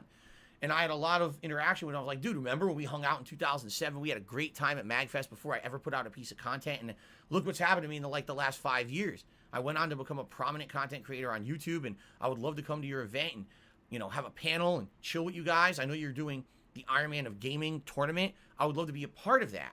And after having some really nice conversations with him over a course of a few weeks, he agreed to have me as a featured guest at Screw Attack Gaming Convention 2013, which actually shocked me because I knew no one there was going to know who I was. I wasn't a part of Screw Attack for many years. I hadn't been in their content since like 2007, 2008. So how would anyone who had been following them in those years know who I was? And the answer is no one did. When I showed up, the people who showed up for me were fans of me, but knew nothing about Screw Attack, and the people who were there for Screw Attack knew nothing of me. It was like completely separated, right? It was interesting. By the way, I ended up being a finalist in the Iron Man of Gaming, made it to the finals, was on stage playing, at that time, the HD remake of DuckTales, which was a new game coming out that year, and I played it ahead of time and stuff like that. It was a fun time. It was a good time going to that convention. And Craig, the only interactions I've ever had with Craig, he went by Stuttering Craig on the internet, by the way. That's his like internet moniker, Stuttering Craig, even though he doesn't stutter. I think that's the running joke. Seriously the nicest guy. And I don't have a negative thing to say about the guy. When I met him in 2007, he was the nicest possible guy. He actually got me interested and part of the content that they put out for Screw Attack. He didn't have to do that. And he was like, oh, I'll get you in on videos. I'll let you be part of the panel judging a Rock Band concert. I'll let you join our team for Modern Warfare. I was like, this is awesome. This guy's cool, man. He's a really nice guy. And then years later, with literally no involvement with this guy, just reminiscing with him about, you know, being an old school G1, okay? He lets me into his gaming convention as a featured guest. Tell me that's not one of the nicest guys you ever met, right? And by the way, he was nothing but nice the entire time. He set me up with a vendor table. He set me up with all kinds of stuff going on. He was just the nicest dude. Seriously. So I don't know about anyone else who says stuff, because the thing is, over the years you hear, oh, I heard this story, that story. I don't know nothing about that. All I know is he's the nicest guy that I ever, like, I had interaction with on the internet. Like one of the most honest, upfront, transparent, nice guys to me. Okay? And I'll always have that in my head, that he's one of the nicest guys I ever met on the internet. It ain't gonna change because he was always like that. Okay? So anyway, that was the last interaction I ever had with the guy. After that, I moved to Washington State, and that was pretty much the end of me doing anything like that, because I'm broke. Seriously, I moved to Washington State in 2014. I dumped all my money in the move. All of it. All my money to buy this place, to finance this place, to furnish this place, to make this work, to build an office and everything. Everything that I did, I put into this. I'm happy. I live my life out here. But that was the end of me having freedom of money, basically. After that, I was always in debt, and I haven't been able to go to a convention or nothing since then at all. Zero. That was the last. Screw Attack Gaming Convention was the last major thing I ever attended. Okay? Now, over the years, people ask me about, oh, whatever happened to Screw Attack and stuff like that. I don't know. I don't follow it. I really don't know. I don't follow any of that stuff at all. So I really don't know what's going on. At one point, someone told me Screw Attack had basically been sold. That I guess what happened was Death Battle had become hugely popular. But outside of Death Battle, everything else kind of waned into obscurity. People weren't really watching the other stuff that they were putting out anymore, besides the hardcore longtime fans, while Death Battle was just this incrementally more popular thing going up and up and up and up and up. So I guess at some point, Screw Attack was bought out by Rooster Teeth. Rooster Teeth. Thanks for the money, stupid fuck. Their content. Excuse me. He is nice. Investigate this man. Screw Attack. And when they bought it, they liquefied it and said, no more Screw Attack. We're going to keep the people making Death Battle under our umbrella, but everything else is going away. And so Screw Attack basically was kind of like liquefied, gone. But the people who were excited for Screw Attack content over the years were disappointed that this was happening. So basically the whole thing kind of got started again as a new business called Game Attack, where people who originally were part of Screw Attack, including Stuttering Craig and many others, carried over and became part of this new venture called Game Attack, trying to do the same stuff that Screw Attack had done, plus. Okay? Now, I have not seen a single piece of content of Game Attack ever. I don't know anything about the content they put out. I don't know if it has anything to do with the original content. All I know is what you read online in like wikis and vlogs and shit about what people say about it, okay? But apparently, after a few years of Game Attack existing, okay, Stuttering Craig decided he's the founder. He founded, along with Handsome Tom, he founded Screw Attack way back in the day. He decided he was leaving Game Attack to go do his own thing. I don't know why. I didn't even know about any of this. And then it was about a year and a half ago, I remember, it was like the middle of 2020. On one of my streams, someone came and brought this up with me on a stream, and they were like, hey, Phil, did you hear about Stuttering Craig? He's going to leave Game Attack, and he's going to start his own thing on YouTube. What do you think of that? And I said, what the hell is Game Attack? What are you talking about? Stuttering Craig, I haven't heard about this guy since 2013. I was like, huh? So I didn't know anything about it at all, okay?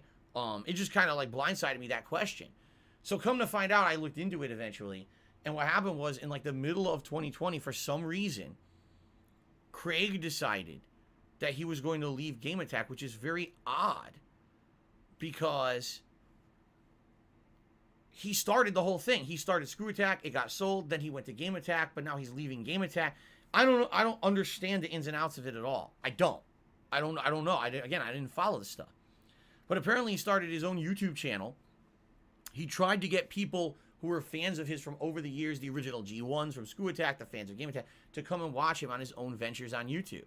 And I just happened randomly to stumble upon his YouTube channel this week. And basically it's about 1.5 years of content he put up on there, okay? He started off doing daily podcasts, talking with people who he knew from the industry, talking with all kinds of people from all over the internet. Then he turned it into like a daily news show with drama segments and stuff like that, I guess trying to follow kind of the algorithms of YouTube and what was hot at the time. Then basically he started getting tons of criticism because he wasn't really covering video games anymore. He was talking about politics, he was talking about news, he was talking about all this stuff, and he wasn't covering games anymore. So then he completely, after like 6-7 months of doing one kind of content, completely rebranded and changed it up and said, I'm covering games again. Stuttering Craig is back. He's coming back to cover video games. Let's bring back that kind of stuff again. All right. Thanks for the money, stupid fuck.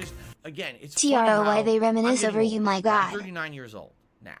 Holy shit, right? And I'm looking back at stuff that was part of my, I say my youth, even though it wasn't. Like, if you look, I was in my late 20s. But to me, that felt like my youth. Because such a large part of my younger days were spent playing competitive Street Fighter, that when I quit competitive Street Fighter around 2007, it kind of felt like it was a re-beginning for me.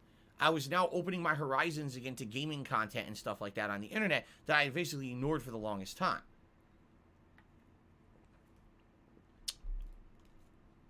So, to me, watching this, like basically kind of reading up on what happened to Screw Attack, what happened to Game Attack, what happened to Stuttering Craig, it was like the weirdest stuff. Because it was like, man, I'm getting caught up on a decade of shit that happened that I'm not even aware of, right? Like I said, the last interaction I'd ever had with Stuttering Craig was 2013.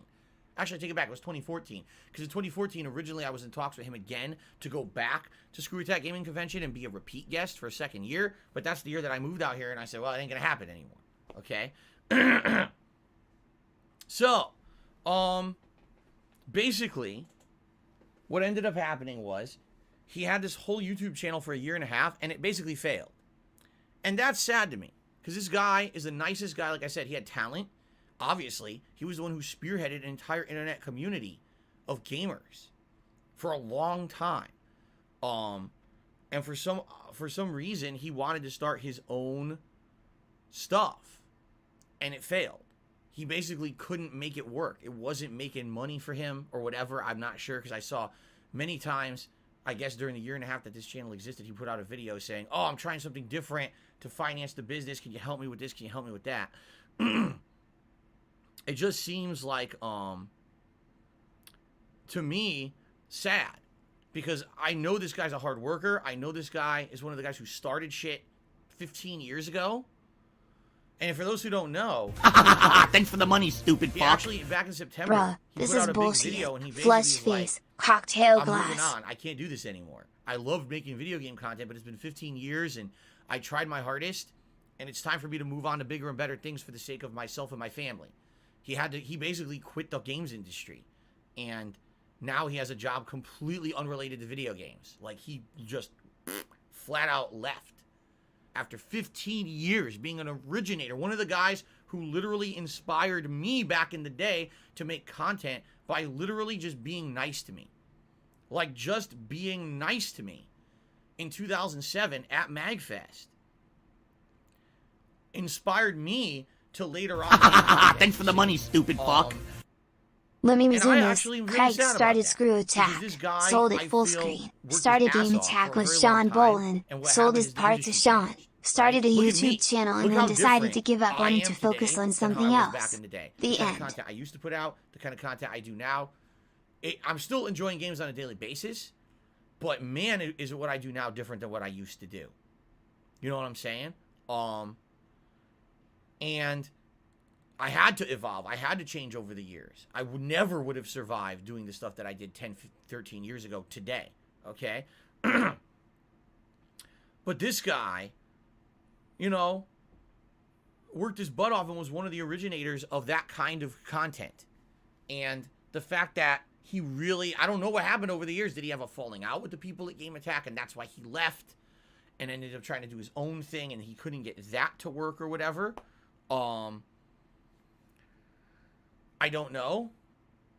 But it's disappointing to me because I know this guy was a staple of the games industry for 15 plus years. And basically, after 15 years, he had to throw in the towel. It's very sad. He did a 7-hour stream, basically saying goodbye to all of his fans from the years. And it's saying, I'm not coming back, basically. You know, I'm out of here. I gotta do something different for my family because this ain't working anymore. And it's just sad. But it's kind of bittersweet because to my knowledge, he's doing well. I don't know, but I hope he is doing well. And, you know, again, if anything that I could say about the guy, anything that I would say is positive. I know all I ever had, Stuttering Craig, the only interactions I ever had with the guy were very, very positive. Nice guy, honest, transparent guy. And it actually pissed me off when I saw this. When I went to his channel, because, again, it was a year and a half ago, one of you guys on one of my streams had brought this up. Oh, he's making his own channel. And at that point, I think I'd wished him the best. I said, I hope he's successful. I hope everything works out. And I went to his channel. I was like, damn, he's gone for like months. He quit. Thanks for the money, That stupid pisses me fuck. off, you know? Ziggy piggy oink oink, Ziggy piggy All right, I'm oink just oink. going to ban everyone. Seriously, because what we got here is we bunch of shitheads on the chat who are basically being dickheads to me. Because I'm trying to talk about something on the podcast that's meaningful to me. And, Thanks for the money, so I'm stupid just going fuck. to ban every one of you. That's DSP being a hasn't dick right evolved now. in 13 Okay. years. Hashtag tip.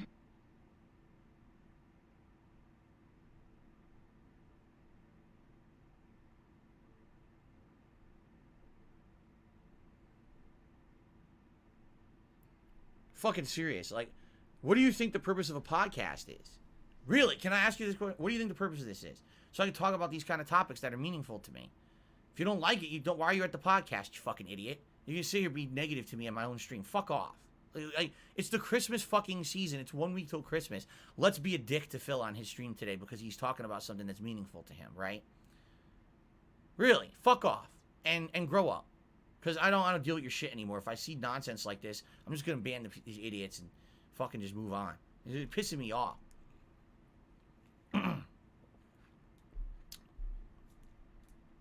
Anyway, the reason that I brought this up is because all the time, people come on my stream and say, Phil, another one bites the dust. Did you hear that so-and-so content creator, that so-and-so internet personality is quitting, was canceled, has ended, and you're still here, all right? And admittedly, over the years, I've been here since 2008, regularly putting out content for you guys on a daily basis. 13 years on a daily basis, new stuff for you guys, okay? And I never stopped. I never let up. I never stopped. I've been a workaholic. Admittedly, now I do less because I have a family and everything, but I still put out way more content than a lot of people, okay? And I really feel that in some cases, it is something that I'm proud of, that I'm still here and I'm able to make a living and I'm able to do this and interact with you guys and have a great time, right? And thank you for the ongoing support all these years, because I never imagined when I was hanging out with the guys from ScrewAttack.com at MagFest 2007 that would somehow segue me into being a content creator that would change my life. But it's your guys' support over the years that have allowed me to evolve and change. Your feedback, your constant criticism, but also your positive suggestions of how to change for the better, that have allowed me to still be here. You see? And it's funny because Michael Caine just said, it seems like a lot of the time it only happens to negative ones who are mean to you for no reason, who brought you up in a negative light. It's like karmic justice, people who like razzed on me over the years, and then they end up getting canceled or failing or whatever. Craig was the opposite. Craig was one of the nicest people to me, and it actually genuinely makes me feel sad that he had to quit the games industry for whatever reason. It wasn't necessarily transparent, but he's not in the games industry anymore. He's doing something else as a job. And I wish him the best. And this is a case where the meme of Phil is immortal and Phil has out-survived another one, I actually wish that wasn't the case. I actually wish in this case that I didn't outlive Craig as a content creator or whatever you want to say. I actually wish that, you know, he again, with the experiences I had with the guy, he deserved success. He worked up his butt off many different ventures over the years. And it's sad to see him go like that because I didn't even know. It's funny because, you know, I used to have association with those guys and everything, and now, I mean, he's been gone for months. He quit in September and hasn't put a piece of content out since then. And no one who comes to my stream even talks about it because no one even thinks about that association. While in my head, it's like, damn, that's so weird, you know, that happened. So, all right. Shout-outs. Money Creature says he might come back. People take breaks. Not the way that he said it. This was his big goodbye. Like I said, he had a 7-hour stream saying goodbye to everyone. Thanks for the money, stupid fuck. What I gotta do for my family. I've been rotting on the internet for 13 years. Tip me and buy a membership because I exist. So, at least, hey, I would be happy if he came back. I really would. All right. Some quick shout-outs.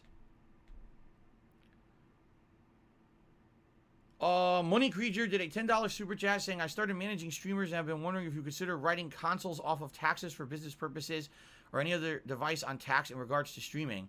Money Creature, what I do with my tax stuff is none of your fucking business. The fuck would you even ask me that question for? Seriously, like what the hell is up with you? Seems like you're trying to get personal information. The fuck is wrong with you? Need for Beans did a $3 super chat. Thank you very much. Appreciate that. Sun Ramen did a super chat and says, the trolls are voting for Skyrim. It's a long game. Okay. I don't know how voting for a long game is a bad thing if it's a good game and a game that people have asked for many years. So, oh, Money Creature, that wasn't you? Oh, shit, someone's impersonating you. Oh, you know what? Here he is. Got him. I took care of it, dude. Yeah, this guy was impersonating Money Creature. So Money Creature's a regular on the streams. This shithead made a fucking name Money Creature and tried to make me think that that was the regular to get people, you know what I'm saying? What a dick. What a thing to do during the holiday season, right? Well, he's gone now. Money Creature, thank you for telling me and clearing that up, and I apologize that even for a moment I thought that that was you who was trying to be a jerk to me. Thank you. Zoya did a super chat and says, janitors at Ubisoft should leave NFTs to the CEO.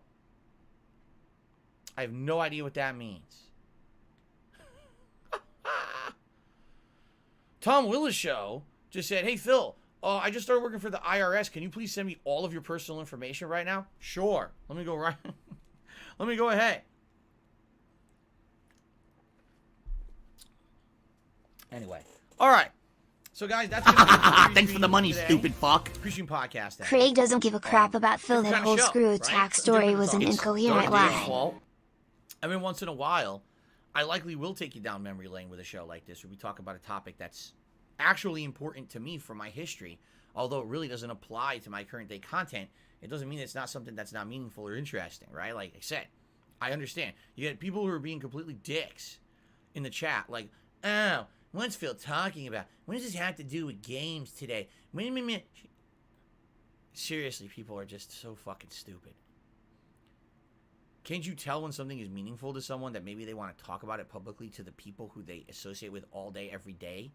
Right? Like, you guys are the people who I talk to about games, about this kind of shit. My personal life behind the scenes with my wife is one thing, but when I'm talking about the games, the game industry, this kind of stuff, I talk to you guys about it. Why wouldn't I want to bring that kind of stuff up on my podcast that I do every morning? Do you not understand what a podcast is? I guess not. I guess you're stupid. If you complained, you must be dumb. Because why are you on a podcast that I do every day that has these kind of discussions if you don't want to be on a podcast? Boy, you're dumb. Holy mackerel. Okay. Anyway, guys. I can't block. Thanks for the money, stupid fuck. Let us So end meaningful the I pre-stream wanted to podcast devour a bullet. and jump right into Halo Infinite's campaign and see what we do today. Sound good? By the way, who is the latest super chat? Because I didn't put him on the leaderboard. I forgot. Zoya. What do I do? Zoya is the latest super chat, so let's go ahead and put him on the Do you leaderboard want to here. play the fucking game? Thank you, Zoya. No tips today. 0. So I have nothing to put up there, therefore stays at 0. Alright. Alright. Let's do it. Let's swap over, guys. Good day, Elsky. Good to see you. How you doing? And Shane Forever, what's going on? Alright. Let's get started with the Halo Infinite campaign. I don't have money to do it. I don't have money to do it. I don't have money to do it. I don't have money to do it. I don't have money to do it. I don't have money to do it. I don't have money to do it. Oh. I was like, where's the controller? I can't turn the TV on. It's over here. That would be bad because my current television does not have an on button. I mean that. This TV that I have, they don't have an on button. I need the controller to turn it on. So if I lose this, my TV is worthless. I need that money. I really do. I need that money to pay my bills. Never seen anything like that before. Okay? Zoya did another super chat. Said, don't misgender me. It's her. All right, Zoya. Well, thank you for clarifying, and I apologize for any misspeaking or misgendering. I have limited resources, limited knowledge. I am a flawed human, indeed. And when it comes to stuff like that, when I was growing up, this is the truth, in the 1980s and 90s, when I was growing up being educated in school, it actually was taught to us that in the case that you don't know someone's gender, we were told stuff like that. If you don't know the gender of someone, you default it to male. That was actually in school. We were taught that. So that's ingrained in my brain. So instead of saying they, like I should, my brain is hardwired to say he. And it sucks because now things have changed for sure over the years. People say if you don't know the gender of someone, you should say they. That way you don't insult the person. If they're the other gender and they're offended that you would call them the wrong gender. But back then, it was very different. If you actually used they, you would get it wrong in school. This is true. You would actually get it wrong in school. You would be told, "Oh no, that's incorrect. It was he. He is the English shit. We don't want to hear you talk ever again. Therefore, Just you shut got your the face. answer wrong." In fact, if you would actually zip your lips permanently, and put a zipper on your lips and go zip, and never talk again, it would be better off. Your content would actually be better off if you would just shut. So I apologize, Zoe. I really do. Like I wish that I had. I get the feeling over the years it'll change. You know, it's tough when you grow up with one mentality and one thing you're taught over and over. It kind of gets stuck in your head forever. But I'm doing my best to adjust to modern times and not be an outdated old crotchety idiot. So I'll do my best, and well within your right to correct me on stuff like that. And I'll do my best to try to adjust myself and remember. Thank you. What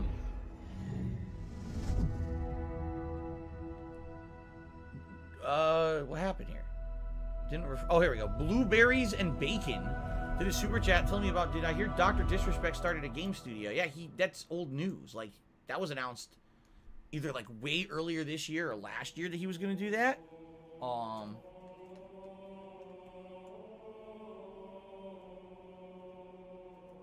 And Lord knows people throw enough fucking money at him on a daily basis that he can afford it. Good on him investing his money in something like that. And hopefully it pans out for him to be a really good investment, and maybe we'll get some good games out of it. You know, I've heard that he actually hired former game devs from both the Call of Duty and Halo franchises to try to put something together for like an original first-person shooter offering, which is good. So I actually wish him the best luck with that. I hope it works out, and I hope we get some good games out of it. The more competition, the better, right? Well, I've been talking recently about how these AAA studios, they don't have the competition. People just buy their shit every year anyway, and they just push out shovelware, and it sucks ass. And we need to have more competition. So let's have some competition. Let's have some great games come out from people who actually care about games, rather than people who just care about making money on games. And maybe things will get better, right? We'll see. Whoa. Wow. That loaded so quick. I thought I was going to sit here for like 2-3 minutes to talk with you guys. Special delivery. Special delivery. Wow. Okay, well, we're ready to go. I'm just trying to see what I got here in my loadouts. Holy crap. All right.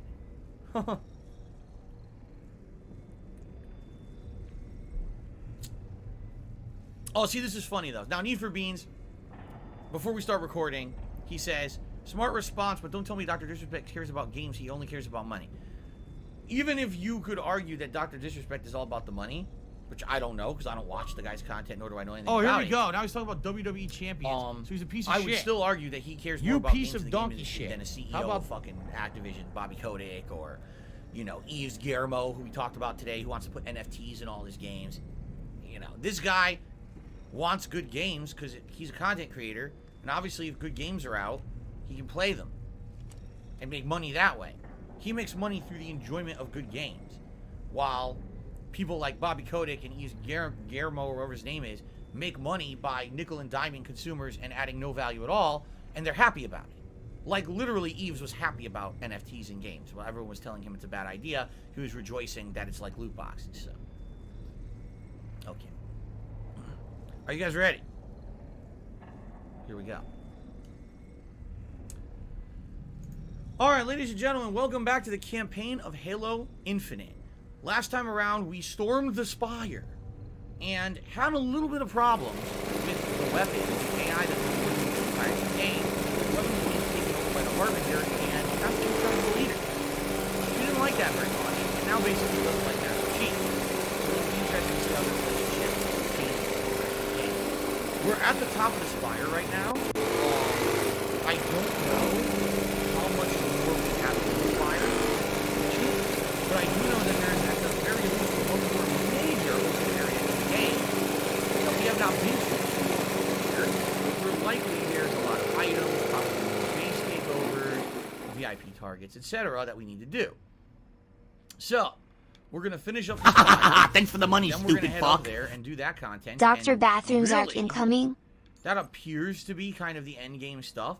So I don't exactly know how much is left in the game, but we got at least a major session of it today, and then we'll go from there. If I end up beating it by the end of today, great, but I'm in no rush. You know, when we get to this open world area, I'm not going to be trying to turbo through this area. I'm going to take my time just like I've done with the rest of the game, and we'll play it by ear and see how it goes. Okay? Fair enough? All right, I hope so. All right. Let's go ahead and dive right in. Now, for those of you who are watching on demand on YouTube, if you've been enjoying the Halo Infinite campaign, please remember you can always like the videos, you can leave comments on the videos. It's a way to help out the playthrough as well as the channel.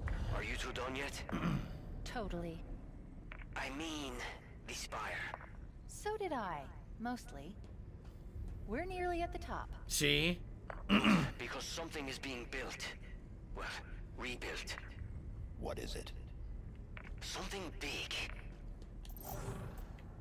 So, see how she's being so snarky and everything about him? Because basically she's really pissed off that he tried to delete her.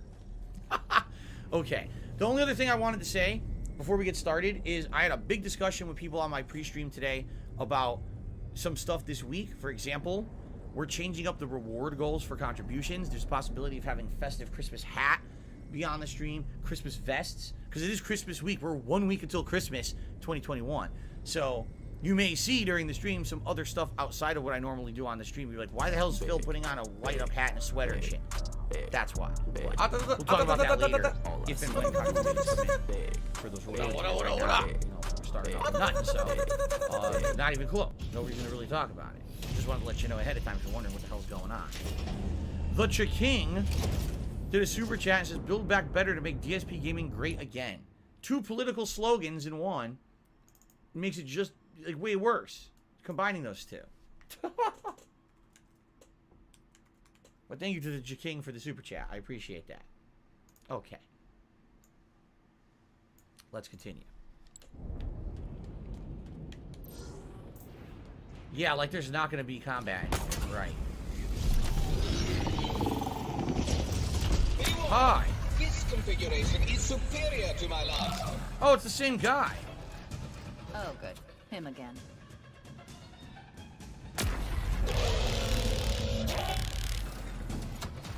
My problem is I'm running out of ammo already. Gotta be more accurate with my shots. Hey, you removed my cover, you dick.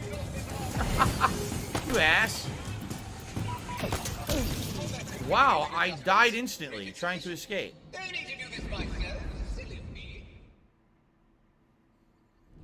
So he removed my cover, and then when I tried to get to other cover, I died instantly. That's...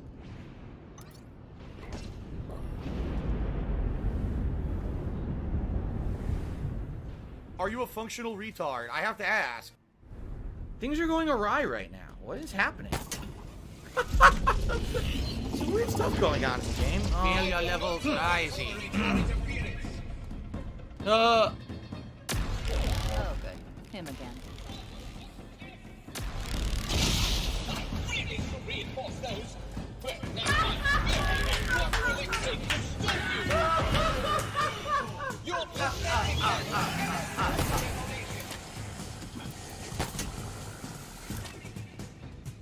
Aha. And look, he brought friends. Did you hear me? He has friends. This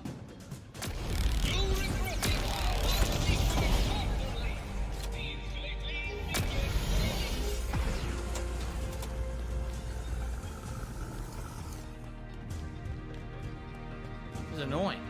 What it is, they blocked off the entire center.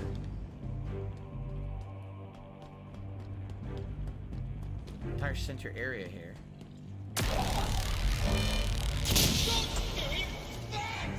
This configuration must be an error in my predicted. I guess I could just stay behind it, right?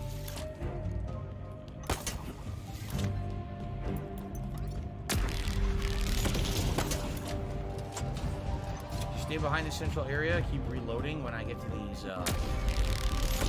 ammo stands. It's pretty easy. Conversation will be our loss.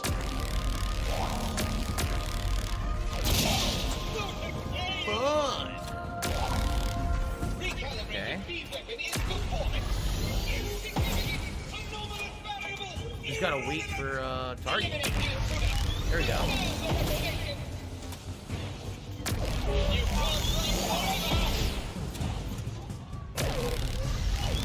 Almost dead. Goodbye.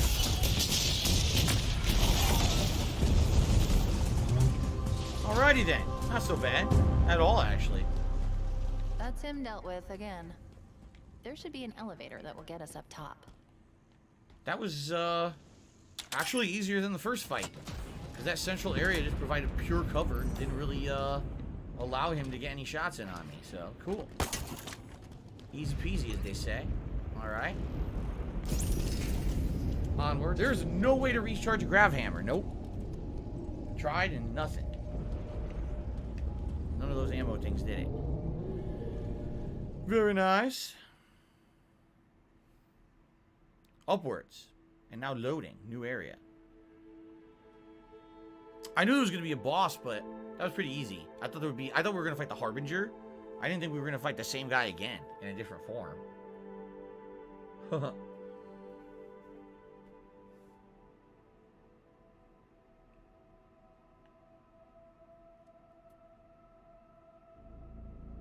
Yeah, Symbol Bubble, I definitely liked the King of Fighters 15 beta when I played it a few weeks ago. I'm looking forward to the second wave tonight. Ray Johnson just did a super chat, said, I've been a longtime follower since 2009. I know you never wanted to play the Atelier games. You might like the Ryza games due to them being traditional turn-based RPG with 2 game stories connected. I've actually heard that they're some of the longest, most boring, grindy games ever, and that it would not fit my content style. That's what I've been told. Like, it would probably take me months and months to beat them, which is why I've never really been interested in them. So I thank you for the super chat, but really, no one has ever shown me anything that would make them interesting to me. And so, therefore, that's why they've never really been on my radar, you know? Okay. Guess we made it. And it looks like we aren't the only ones. Oh, look. I guess I have to fight these guys?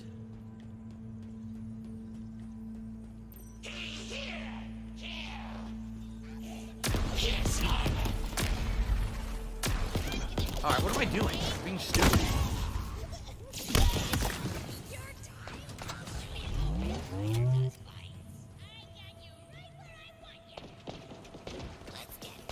Any ammo for this? No. It's all the guns I don't want. It's literally every weapon I'm not interested in using.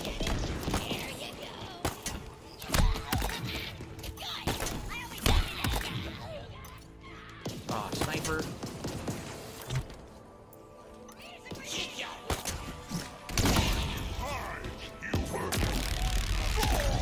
Bye.